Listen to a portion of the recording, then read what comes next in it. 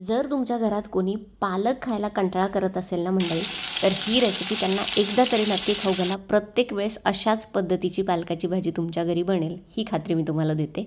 अगदी मस्त चमचमीत, कमी मसाल्यातली आणि वेगळ्या चवीची भाजी आहे. चला मग सुरुवात करूया. सगळ्यात अगोदर मी इथे पालक स्वच्छ आधी धुवून घेतला, नंतर बारीक असा चिरून घेतला आहे. तर जवळपास 1 वाटी भरून मी इथे चिरलेला पालक घेतलेला आहे.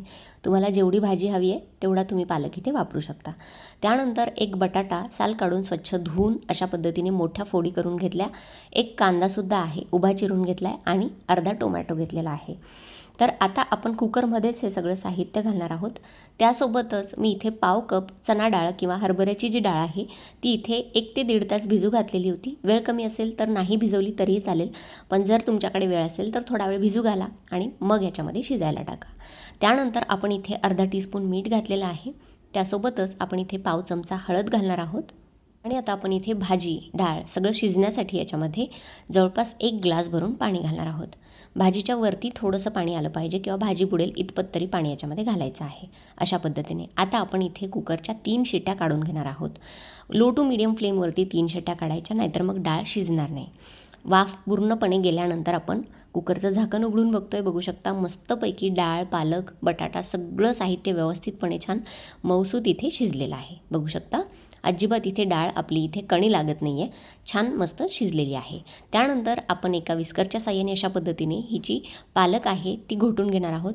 नेहमी तुम्ही बेसन पीठ घालून किंवा मग चणा डाळीचं पीठ असतं, दही असतं, असे पदार्थ, दाण्याचा कूट असतो, असे पदार्थ घालून पालकाची भाजी केली असेल, पण बटाटा घालून एकदा अशा पद्धतीने भाजी करून बघा.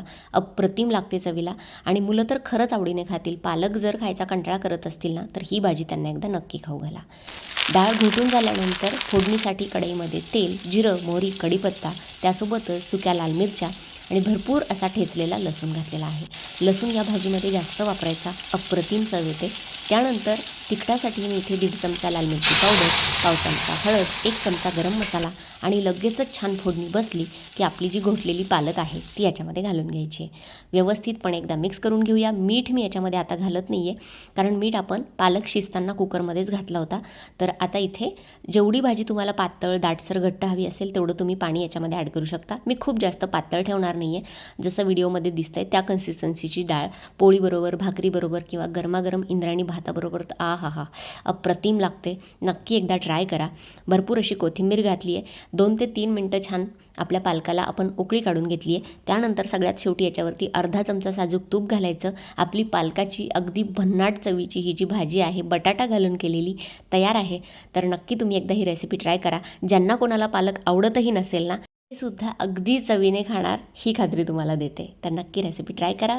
रेसिपी आवडली असेल तर रेसिपीला जास्तीत जास्त लाईक करा, शेअर करा आणि असेच नवनवीन व्हिडिओज आपल्या चॅनलवरती बघण्यासाठी चॅनलला सबस्क्राईब करायला सुद्धा विसरू नका. चला मग भेटूया पुढच्या व्हिडिओसोबत किंवा एखाद्या हटके रेसिपीसोबत. तोपर्यंत धन्यवाद. Thanks for watching. Take care. Bye bye.